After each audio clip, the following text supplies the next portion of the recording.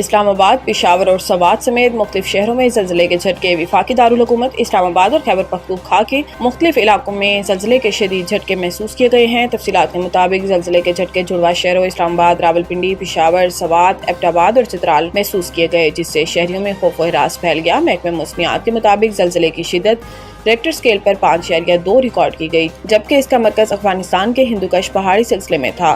زلزلہ صبح 10:20 پر آیا، جس کی ریکٹر اسکیل پر گہرائی 190 کلومیٹر ریکارڈ کی گئی۔ زلزلے کے جھٹکوں کے باعث لوگ گھروں، دفاتر اور دکانوں سے کلمہ طیبہ کا ورد کرتے ہوئے باہر نکل آئے۔ ابتدائی اطلاعات کے مطابق کسی قسم کے جانی یا مالی نقصان کی اطلاعات موصول نہیں ہوئی۔ چین اور بھارت ایک دوسرے کو شراکت دار سمجھے، دشمن یا خطرہ نہیں، چینی وزیر خارجہ۔ غیر ملکی خبر رساں ایجنسی کے مطابق چین کے اعلیٰ سفارتکار پیر کو بھارت پہنچے۔ بھارتی دارالحکومت نئی دہلی میں چینی وزیر خارجہ وانگ یی نے اپنے بھارتی ہم منصب جے شنکر سے ملاقات کی اور توقع ہے کہ وہ اپنے 3 روزہ دورے کے دوران بھارتی وزیر اعظم نریندر مودی سے بھی ملاقات کریں گے۔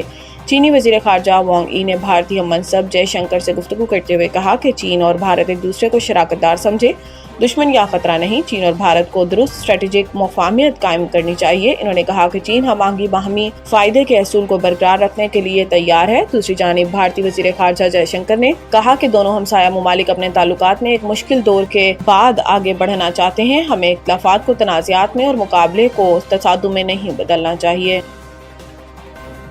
9 مئی مقدمات عدالت کی عمران خان کی اپیلوں پر فریقین کو آج ہی دستاویزات جمع کروانے کی ہدایت۔ سپریم کورٹ میں چیف جسٹس یحییٰ آفریدی کی سربراہی میں 3 رکنی بینچ نے عمران خان کو 9 مئی سے متعلق ضمانت کی اپیلوں پر سماعت کی، جس سلسلے میں وکیل درخواست گزار سلمان صفدر اور اسپیشل پروسیکیوٹر ذوالفقار نقوی عدالت میں پیش ہوئے، جبکہ علیمہ خان بھی عدالت میں موجود تھیں۔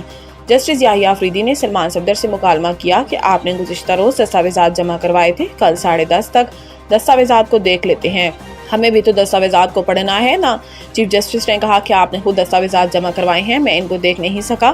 ایسا کرتے ہیں کہ کیس کی سماعت کل 11:30 بجے تک ملتوی کر دیتے ہیں۔ وکیل سلمان صفدر نے کہا کہ چند فیصلوں کے حوالے سے دستاویزات جمع کروائے ہیں۔ جسٹس یحییٰ آفریدی نے کہا کہ جس فریق نے کوئی بھی دستاویزات جمع کرانے ہیں آج کرا دے، پروسیکیوشن بھی ملزم کو جمع دستاویزات کا جائزہ لے لیں۔ بعد ازاں عدالت نے اپیلوں پر سماعت کل تک ملتوی کر دی۔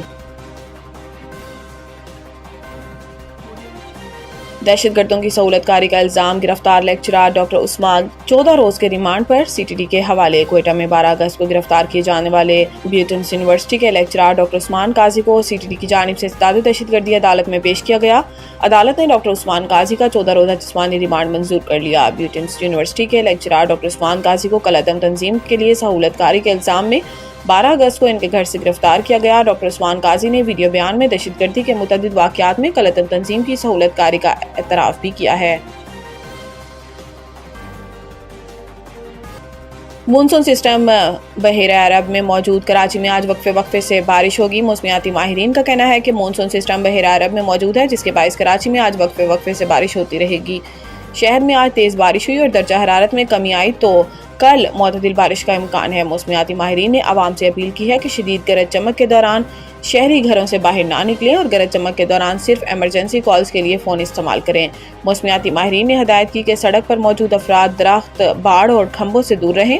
آسمانی بجلی کی زد میں آنے والے ہر چیز پر براہ راست اثر ہوتا ہے۔ دوسری جانب چیف سیکرٹری سندھ آصف حیدر شاہ نے صوبے اور بالخصوص شہر قائد میں بارشوں کے پیش نظر انتظامیہ کو الرٹ رہنے کی ہدایت کی۔ چیف سیکرٹری نے انتظامیہ کو ہدایت کی کہ تمام ڈپٹی کمشنرز اپنے عملے کے ساتھ فیلڈ میں موجود رہیں، برساتی پانی کے فوری نکاس کو یقینی بنایا جائے۔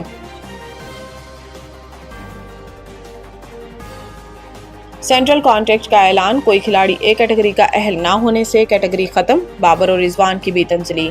قومی کرکٹ ٹیم کا کوئی کرکٹر اے کیٹیگری کا اہل قرار نہیں پایا، جس کے باعث بورڈ نے سینٹرل کانٹریکٹ سے اے کیٹیگری کو ختم کر دیا۔ پی سی بی نے 30 کھلاڑیوں کو کانٹریکٹس دیے، جن میں پرفارمنس کی بنیاد پر کیٹیگری بی، سی اور ڈی میں 10 کھلاڑی رکھے گئے، جبکہ کانٹریکٹس 1 جولائی 2025 سے 30 جون 2026 تک لاگو ہوں گے۔ گزشتہ سال 27 کھلاڑیوں کا کانٹریکٹ دیے گئے تھے اور اس سال تعداد بڑھ کر 30 ہو گئی ہے، جبکہ رواں برس 12 نئے کھلاڑیوں کو شامل کیا گیا۔ نئے کھلاڑیوں میں احمد دانیال، فہیم اشرف، حسن علی، حسن نواز، حسین طلعت، خوشدل شاہ، محمد عباس، محمد عارث، محمد نواز، صاحبزادہ فرحان، سلمان مرزا اور سفیان مقیم کو نئے کھلاڑیوں میں شامل کیا گیا۔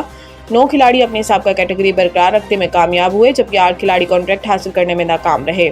رواں برس کیٹیگری میں کسی کھلاڑی کو شامل نہیں کیا گیا، اسی لیے یہ کیٹیگری فی الحال ختم کر دی گئی۔ گزشتہ برس کیٹیگری میں بابر اعظم اور محمد رضوان کو شامل کیا گیا تھا۔